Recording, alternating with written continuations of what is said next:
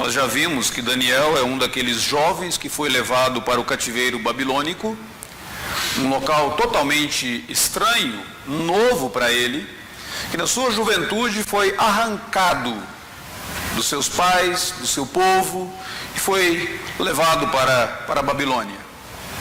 E ali ele pôde dar um testemunho de alguém que de fato cria e estava comprometido com o Senhor Deus. Então eu convido você a abrir a sua Bíblia, por favor, em Daniel, capítulo de número 2.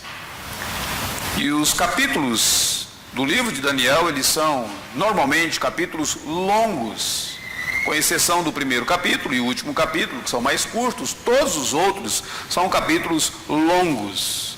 E você já percebeu que nós iremos fazer em um capítulo só mais de uma mensagem. Nós ficamos 3 domingos no capítulo 1. No capítulo 2, nós temos alguns domingos ainda para caminhar.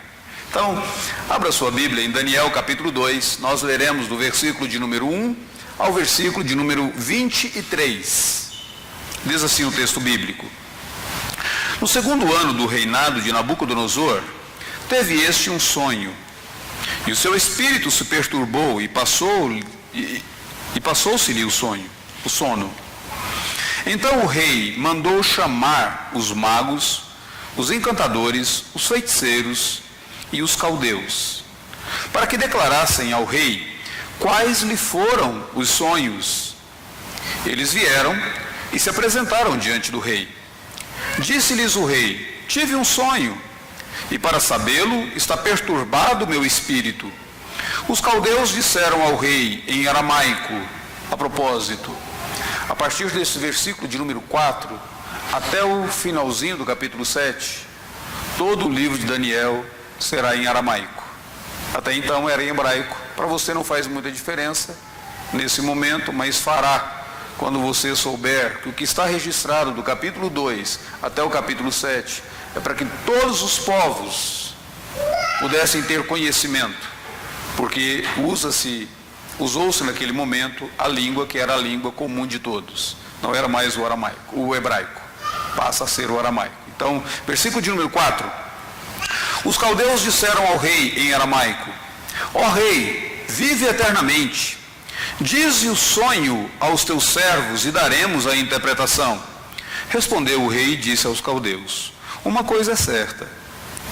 Se não me fizerdes saber o sonho e a sua interpretação, sereis despedaçados, e as vossas casas serão feitas monturo.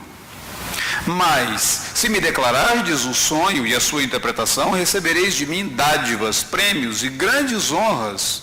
Portanto, declarai-me o sonho e a sua interpretação.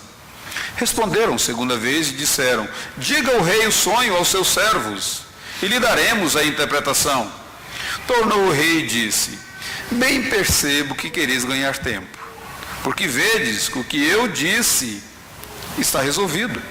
Isto é, se não me fazeis saber o sonho, uma só sentença será a vossa, pois combinastes palavras mentirosas e perversas para as proferirdes na minha presença, até que se mude a situação. Portanto, dizei-me o sonho, e saberei que me podeis dar-lhe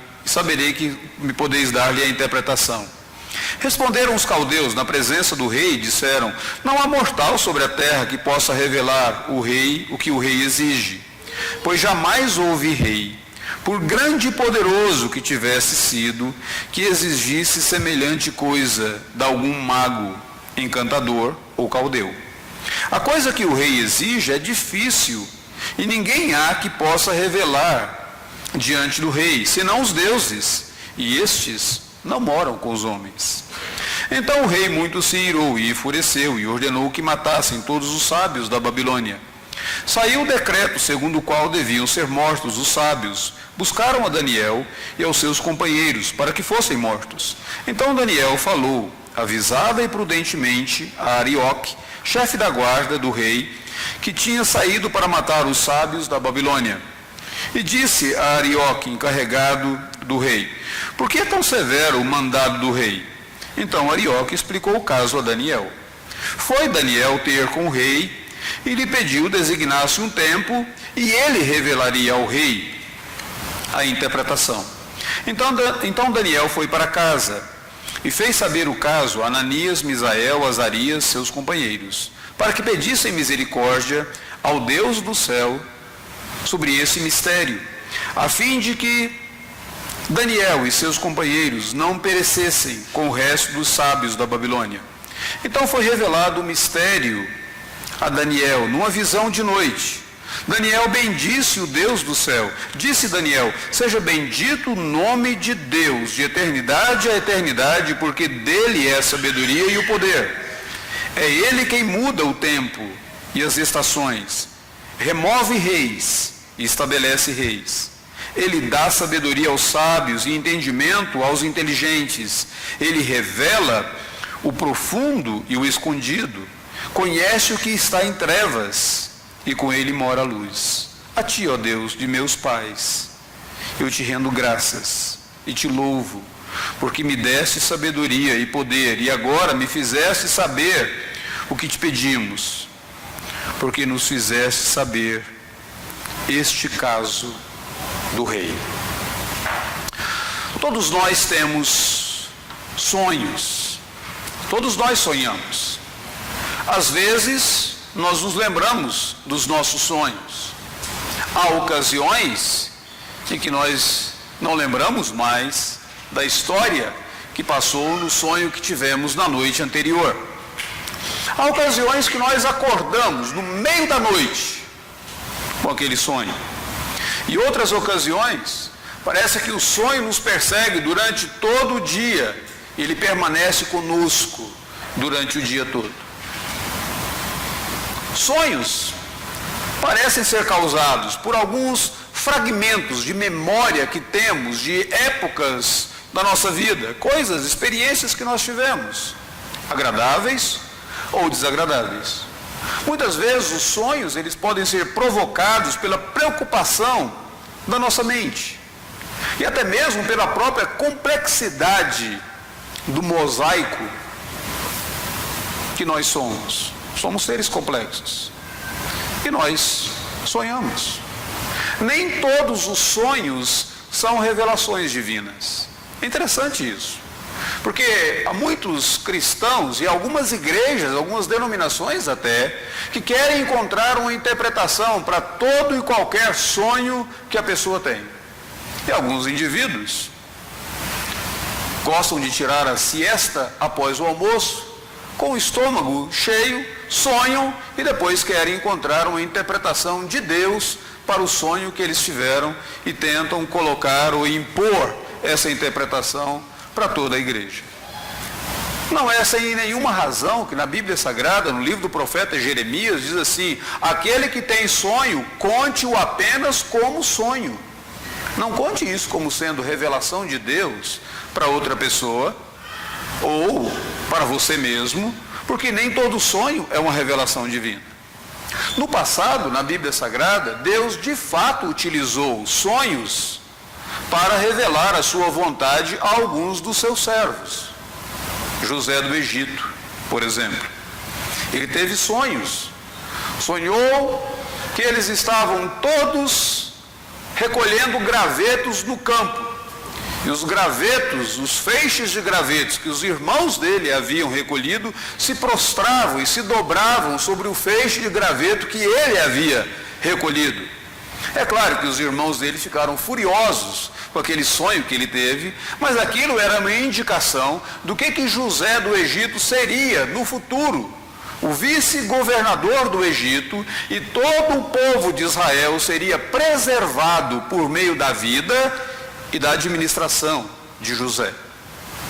Outras pessoas também sonharam e foram revelações divinas. Jacó teve um sonho de uma escada que conduzia até os céus.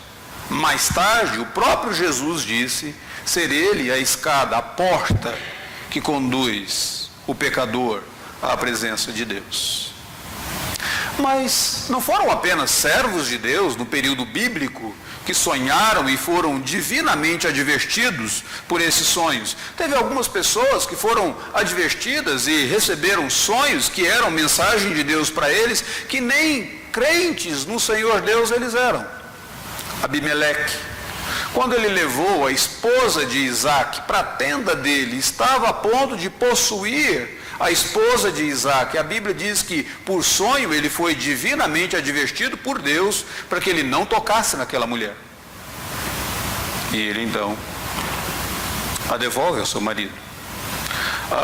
Faraó do Egito teve um sonho que José interpretou. E agora no texto que nós acabamos de ler, diz que Nabucodonosor, o príncipe da Babilônia, o rei da Babilônia, o homem mais poderoso do mundo, ele teve aquele sonho, ele ficou perturbado com o sonho que ele teve. Nabucodonosor era um homem embriagado pelo seu próprio sucesso, pelo seu próprio poder. Nabucodonosor começou o seu reinado muito novo ainda, logo após a morte do seu pai. Ele formou um exército e com toda a inteligência e estratégia que ele utilizava nas batalhas, logo, de um poder de um grupo, de um povo, de uma tribo, ele começou a dominar e ele criou um império e ele ficou totalmente embriagado com o seu sucesso e com esse poder. Nabucodonosor era um indivíduo conhecido pela sua habilidade administrativa, mas também conhecido pela sua violência, pela sua maldade. No texto que nós lemos, nós temos uma indicação da maldade de Nabucodonosor. Por exemplo, ele disse para os caldeus, ele disse para os sábios, para os magos: eu tive um sonho, me digam qual o sonho que eu tive e me deem a interpretação, senão vocês serão despedaçados. E as famílias de vocês serão mortas. Imagine alguém acordar com mau humor. Era esse indivíduo aqui, certo? Era esse indivíduo, um homem extremamente violento nas suas decisões. O fato é que Deus havia permitido que Nabucodonosor tivesse aquele sonho, e Deus revelaria a sua vontade a Nabucodonosor, a fim de mostrar, deixar bem claro para Nabucodonosor que ele não era tão poderoso quanto ele imaginava, que ele não era sábio, mas ele era tolo, e que ele dependia do Senhor Deus. Eu já disse para vocês que a partir do versículo de número 4, todo o texto está em aramaico, porque o aramaico naquela época, na Babilônia, era a linguagem comum. Todas as pessoas compreenderiam. Era chamada a língua franca naquele período. Todos compreenderiam. Desde o pescador, desde o comerciante, aquele que estivesse lá no palácio, ele teria compreensão. Então, isso indica que a partir desse capítulo de número 2, Daniel, que está escrevendo essa história, ele quer que todos os povos saibam que a sabedoria e o poder pertencem somente ao Senhor Deus. E é isso que nós podemos ver nesse texto. Vamos só recapitular um pouquinho a história. O rei teve um sonho e ele ficou perturbado com o sonho que ele teve. Tão perturbado que ele mandou chamar os sábios da Babilônia para dar a interpretação do sonho. O texto não diz, mas provavelmente ele tenha feito aquilo no meio da noite. E no meio da noite os sábios têm que deixar as suas casas, porque se o rei chama, você tem que rapidamente atender ao pedido do rei, e eles correm para lá e eles precisam dar a interpretação ao sonho do rei. Só que o rei faz uma exigência. Ele diz: antes de vocês me darem a interpretação do meu sonho, eu quero que vocês me digam o sonho que eu tive. Que engraçado, você pode até perguntar, mas por que isso? Versículo de número 9 diz que o rei não confiava muito nesses sábios. Versículo de número 9, ele diz que havia a possibilidade deles entrarem em um acordo, deles acordarem acerca do que eles haveriam de falar para o rei. E aí todos ficariam de bem, numa boa, ali. E o rei, com medo daquilo, o rei simplesmente diz para ele: vocês me digam qual sonho que eu tive, então eu vou acreditar que vocês são capazes de me dar a interpretação. Em outras palavras, o que ele estava exigindo não era uma coisa ilógica, mas era lógica. Se aqueles sábios diziam que eles poderiam dar a interpretação dos sonhos pelo poder dos deuses, Então os deuses também poderiam conceder a eles que soubessem qual era o sonho que ele teve. Correto? Então ele estava exigindo alguma coisa que era lógico. O problema era que se eles não contassem o sonho, e se eles não dessem a interpretação do sonho, todos, não apenas eles, mas todos haveriam de morrer. O decreto passou para todos, porque nenhum mago foi capaz de contar o sonho do rei. É engraçado que eles dizem assim, no versículo de número 10, diz: olha, rei, não há mortal sobre a terra que possa revelar o seu sonho. Não há mortal que possa entrar na tua mente, voltar ao passado, na noite anterior e dizer o que você sonhou. E eles ainda dizem mais: essas coisas de revelar sonhos pertencem não aos psicólogos, mas pertencem aos deuses. E não é Jung que vai revelar esses sonhos para você, mas essas coisas pertencem aos deuses. E aí os magos dizem mais ou menos o seguinte: olha, e esses deuses, eles não habitam com seres humanos. A perspectiva que eles tinham é que os deuses não tinham nenhuma intervenção no mundo, eles não se comunicavam com os seres humanos. Os ídolos babilônicos não faziam aquilo. O rei então decreta que todos precisam morrer. Daniel e os seus amigos, provavelmente nesse momento, eles estão começando na carreira como sábios. Eles não estavam presentes quando o rei chamou os sábios. Provavelmente eles estavam lá na segunda, terceira, quarta categoria. Sabe quando você está assim, trabalhando como estagiário?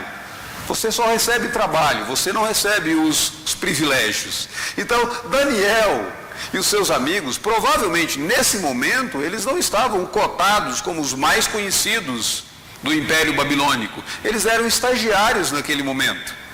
Por isso que depois que os sábios foram lá na presença do rei, e o rei decretou que os sábios morressem, é que o texto diz que o servo do rei, chamado Arioque, saiu a procurar os magos, e ele encontrou Daniel e os seus amigos, e diz: vocês terão que morrer. Daniel diz: mas me conta a história, o que aconteceu? Diz: o rei teve um sonho, e como ninguém conseguiu dar a interpretação do sonho ao rei, e contar a ele qual era o sonho, vocês terão que morrer. Ele diz: não, espera aí, vai devagar, deixa eu conversar com o rei. Ele chega e diz para o rei: me dê um prazo, e eu vou revelar a você qual foi o teu sonho. Daniel volta para casa, encontra com seus 3 amigos, pede que eles façam uma reunião de oração, eles oram, e aí tem uma coisa muito interessante no texto bíblico, diz que à noite veio uma revelação a Daniel. É claro que agora é a minha interpretação, o texto não está dizendo, mas eu creio que Daniel estava dormindo. Eu creio que Daniel orou, ele fez a reunião de oração, ele não ficou apavorado, ele não perdeu a noite de sono, ele foi dormir. E Deus, à noite, revelou a ele qual que era o sonho do rei. E ele volta ao rei e ele depois vai contar, mas isso faz parte do restante do capítulo. Até esse momento ele louva a Deus, ele adora o Senhor Deus, e ele diz que a revelação veio do Senhor Deus. Então o que nós temos nessa história até esse momento? Nós temos um evento, o sonho do rei. Temos um impasse. Quem pode declarar qual é o sonho e qual é a sua interpretação? Se não declarar, morre. E depois nós temos a solução, a intervenção de Deus, e Daniel adora. É assim que está a história. O que essa história nos ensina? Ela nos ensina 3 lições muito importantes aqui.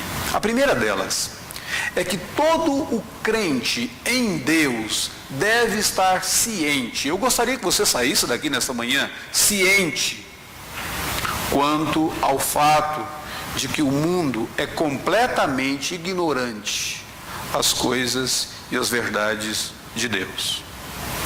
As verdades que o Senhor Deus quer ensinar para nós, elas são ocultas, completamente ocultas, àqueles que não temem ao Senhor Deus, aqueles que não possuem o Espírito Santo de Deus.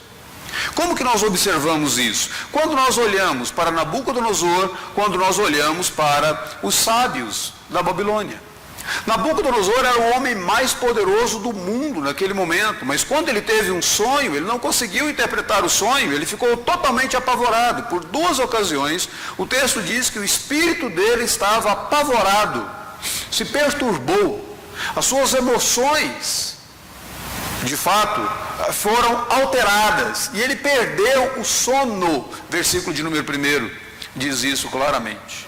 Mas ele não conseguiu entender qual era o significado daquele sonho. Ele não conseguiu compreender o que Deus estava ensinando para ele. Quando os magos vieram também, por mais estudiosos que eles fossem, por mais experientes que eles fossem, também a Escritura Sagrada diz que eles não puderam declarar qual era o sonho e, portanto, eles não conseguiam declarar qual que era a interpretação do sonho. Os homens, por mais poderosos que são, eles são ignorantes ao que Deus quer ensinar a eles.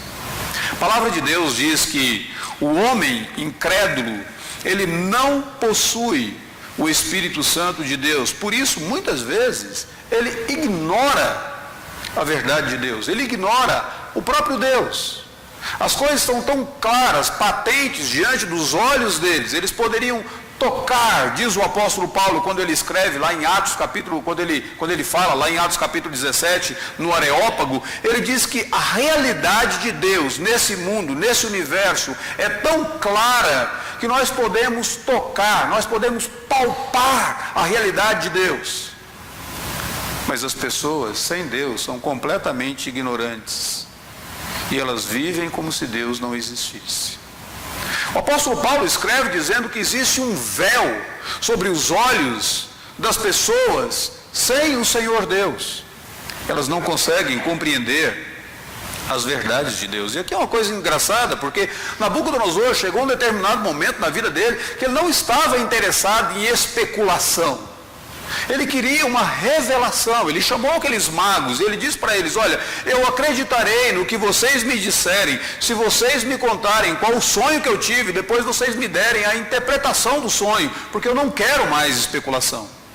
Chega um determinado momento na vida do ser humano, até mesmo na vida daquele que é incrédulo, chega um ponto em que ele não quer mais especulações, ele está cansado disso. E ele gostaria de ter uma revelação, mas o homem sem Deus é completamente ignorante quanto às verdades de Deus para a vida dele. Ele não considera as verdades de Deus sobre a sua alma, sobre a eternidade, sobre o amor de Deus, sobre o amor de Cristo Jesus. Ele consegue muitas vezes se sensibilizar diante de um filme, mas ele não consegue ter nenhuma emoção quando ele ouve que Jesus morreu na cruz do Calvário para pagar o preço do pecado. Ele consegue tantas vezes se sensibilizar diante de uma poesia, de uma linguagem poética, mas ele não consegue ser movido pela pregação da palavra de Deus, que fala da importância da vida dele aos olhos do Senhor Deus que o criou e que deseja que todos sejam salvos e que ninguém pereça. É ignorante, como esses magos eram ignorantes, e eles não conseguiam de fato dar a interpretação daquele sonho. O que eles conseguiam fazer era especulação. Aqui é um ponto muito importante, deixa eu deixar bem claro para você, porque muitas vezes eu e você vamos ao mundo à procura de conselhos para a nossa vida. Muitas vezes nós vamos a pessoas que não têm os princípios da palavra de Deus como norteadores das suas vidas e buscamos instrução para a nossa vida, mas eles não conhecem as verdades de Deus. Eles são ignorantes quanto a isso. Como que eles poderão nos orientar? De que maneira eles poderão nos instruir? Imagine você, se você estivesse passando por uma crise conjugal e você fosse procurar uma pessoa que já se separou 5 vezes e perguntasse a essa pessoa como que você poderia melhorar o seu casamento. Você diz, se ele já separou 5 vezes, que conselho ele poderia me dar? Não é? Por uma questão lógica.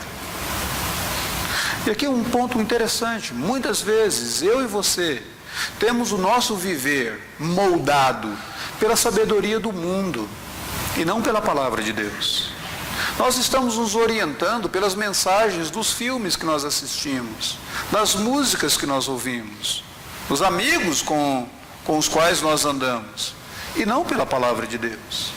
Mas esse texto bíblico disse que as pessoas sem Deus, elas são ignorantes quanto à vontade de Deus para a nossa vida e para o nosso futuro. Segunda verdade que eu gostaria que você observasse aqui nesse texto, é que o texto deixa bem claro que o crente precisa estar ciente de que o mundo ao redor é impotente, não tem condições, o poder suficiente para fazer aquilo que de fato necessita ser feito. Há aqui 2 ironias básicas. O homem mais poderoso do mundo não pôde controlar as suas emoções e não pôde controlar o seu sono. Ele perdeu o sono diante do sonho apavorante que ele teve. Ele se viu completamente impotente, mas ele era o homem mais poderoso do mundo.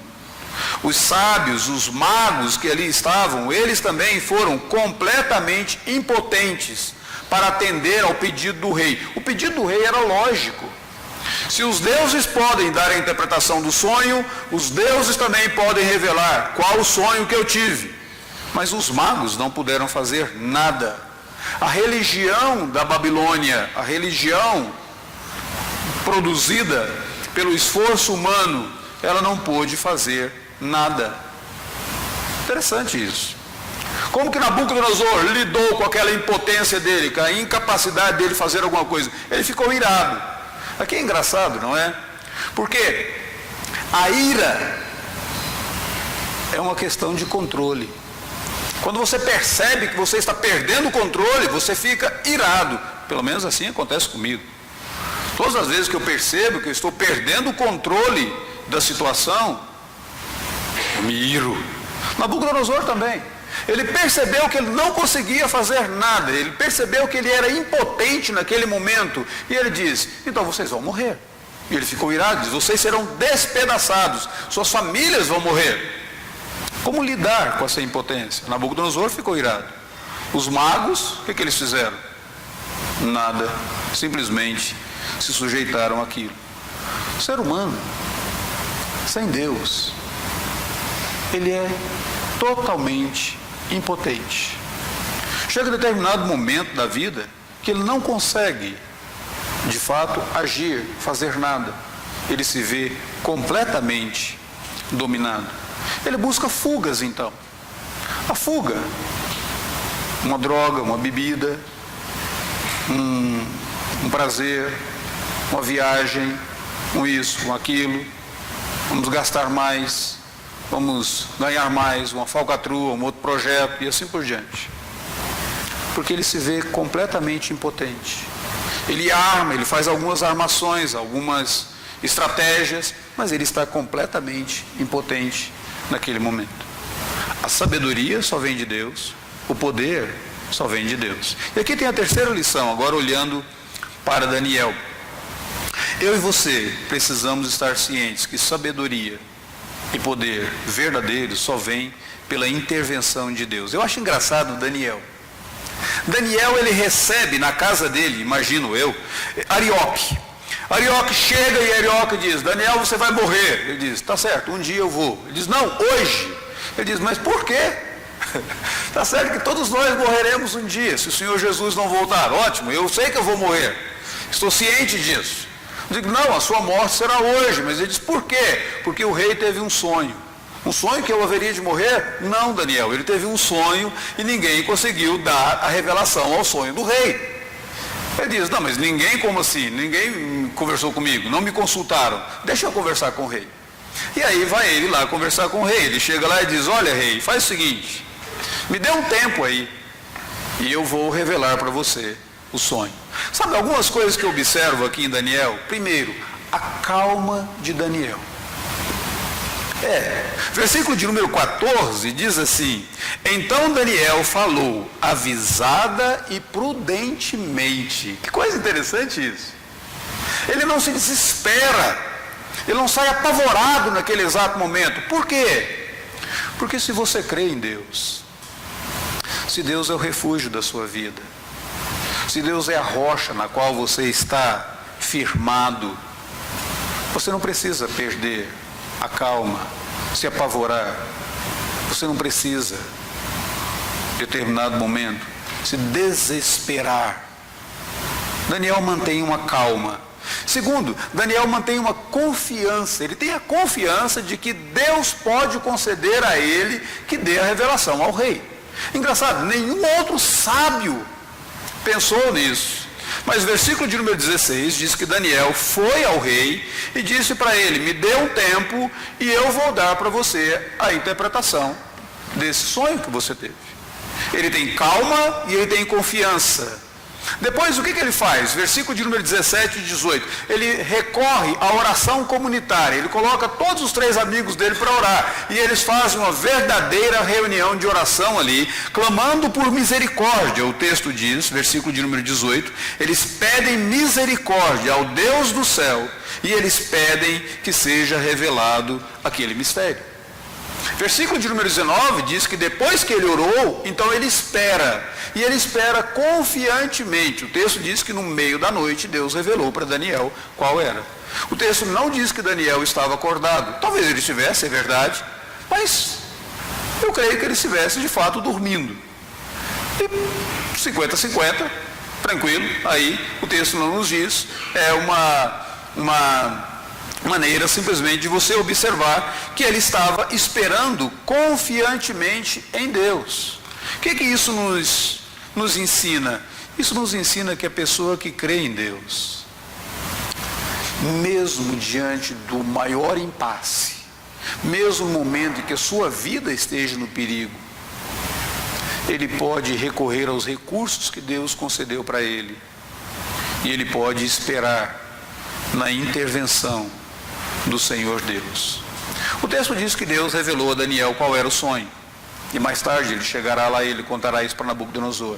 Mas antes disso, Daniel adora a Deus. Versículo de número 20, Daniel adorou o Senhor Deus. Como que ele adorou? Ele diz: Deus, tu és digno de ser adorado. Deus, tu és o Deus bendito. Olha a perspectiva que ele tem de Deus. Tu és o único digno de receber o nosso louvor. Tu és o Deus bendito. Deus, tu és aquele que é a fonte da sabedoria e do poder. Versículo de número 20, ele ainda diz mais: bendito seja o nome do Senhor, é dele a sabedoria e o poder.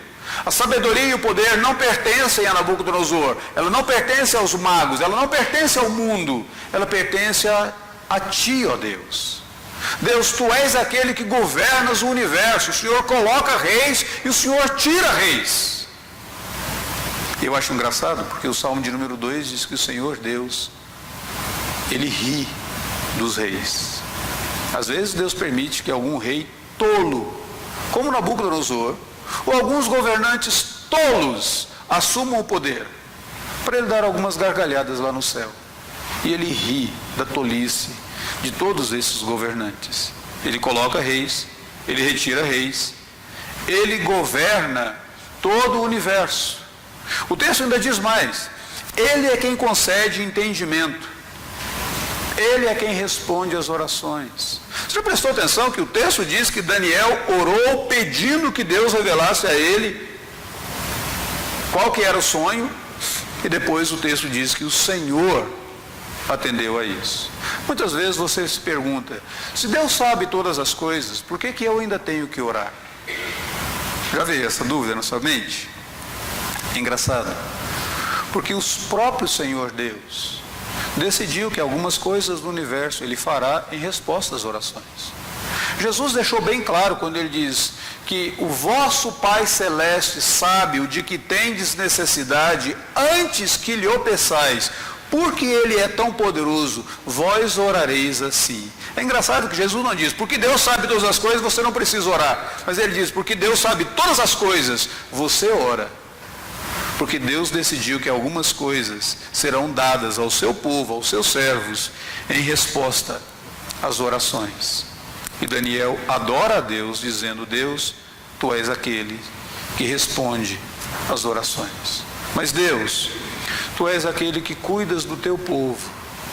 O Senhor é o Deus dos meus pais. Olha o versículo de número 23. A ti, ó Deus de meus pais, eu te rendo graças. O Senhor tem cuidado do povo do Senhor em todas as épocas. Pois bem, o que isso tem a ver com a minha vida e com a sua vida? Amanhã, quando você sair para o trabalho, amanhã, quando você sair para a escola, amanhã, quando você sair para as suas atividades, e você que ficar em casa nas suas atividades, o que essa história tem a ver com você? Primeiro, sem Deus, nada podemos fazer. Ele é a fonte de todo poder, Ele é a fonte de toda sabedoria. Não é pela habilidade humana que nós conseguimos, não é por uma estratégia pessoal, mas é por Deus que intervém, Deus que concede a mim e a você aquilo que de fato nós necessitamos. O mundo ao redor é ignorante quanto às verdades de Deus. O mundo é impotente para nos dar a conhecer a vontade de Deus, mas o Senhor Deus graciosamente nos concede o conhecimento da vontade dele. É Ele quem revela sonhos, meu futuro, a vontade dele para a minha vida e para você também. Segunda coisa, a segunda verdade, é a fé e a comunhão com Deus que nos sustenta nos momentos mais críticos da nossa vida. O que sustentou Daniel naquele momento? O que sustentou Daniel foi a fé em Deus. Agora, observe o versículo de número 25, 23, porque existe aí uma coisa muito interessante. Daniel diz assim: Deus, tu és o Deus dos meus pais, mas eu também te rendo graças. Aqui é uma coisa engraçada. É necessário que haja uma mudança, uma transposição, uma verdadeira apropriação, que o Deus dos seus pais se torne o seu Deus. Senão você não será sustentado por Ele na hora das aflições. Alguns anos, eu participei do velório de um pai, de um grande amigo meu, de um presbítero, a quem eu respeito profundamente. E lá, participando do velório dele, eu tive uma parte, um outro pastor uma outra, outra parte, e de repente, um dos netos daquele que estava ali, havia falecido, se levantou e ele disse: a fé do meu avô foi apropriada pelo meu pai, que passou as instruções a nós, e hoje eu creio e eu oro para que a minha filha e os meus filhos que vierem depois dela também creiam, e que o Deus dos meus pais seja o meu Deus, seja o Deus dos meus filhos. É necessário que haja essa apropriação, para que quando você for para a igreja, você não vai apenas para a igreja porque seus pais querem que você vá, mas porque você diga: a ti, ó Deus dos meus pais, eu te rendo graças, eu te louvo, tu és o meu Deus, tu és o meu Senhor. É essa convicção, essa comunhão com Deus que nos sustenta nos maiores impasses da nossa vida. É justamente nesse instante que nós continuamos vivendo. E a última coisa que nós podemos, a última lição que nós temos nesse texto para nós, é que aqui você tem essa prova do Deus que intervém em benefício do seu povo. Prova muito maior do que essa eu e você tivemos, muito maior do que Daniel teve. Daniel teve a prova de que Deus revelou para ele um sonho que o rei havia tido. Eu e você temos a prova da intervenção de Deus, quando lá na cruz do Calvário, Jesus Cristo morria por nós, agonizando ali, para cumprir a vontade do Senhor de Deus para a minha redenção, a sua redenção. Ali nós temos a prova de que Deus intervém, ali nós temos a prova de que Deus age em benefício do seu povo, em benefício da minha vida e da sua vida. Então, quando nesse mundo, tantas vezes você se sentir sozinho, isolado, confuso, querendo saber, Deus, o Senhor se importa comigo? Deus, o Senhor ainda intervém? Deus, o Senhor ainda age na minha vida? O Senhor me livra dos impasses que eu estou vivendo? Olha para a cruz, lembra da cruz e veja que aquele que não poupou o seu próprio filho, não poupa nada para intervir na sua vida, em teu benefício, para a tua salvação. Vamos orar nesse momento? Pai bendito, louvado seja o nome glorioso do Senhor, que interveio na história e que ainda o faz na nossa vida e que nos aguarda naquele momento em que haveremos de habitar eternamente com o Senhor. Ó Deus, nesse momento nós nos voltamos para a ceia do Senhor e nós comeremos do pão, beberemos do vinho, lembraremos daquele momento em que Jesus Cristo nos prometeu que Ele mesmo anseia por aquele instante que nós haveremos de desfrutar da comunhão plena do Senhor e da comunhão plena com Ele nos céus. Deus, obrigado pela ceia, porque ela serve como um sinal, como um indicador que nos faz lembrar de que o Senhor é Deus que intervém, que o Senhor interveio na história, mandando o seu Filho Jesus para expressar o seu grande amor para conosco, e é no nome dele que nós oramos. Amém, Senhor.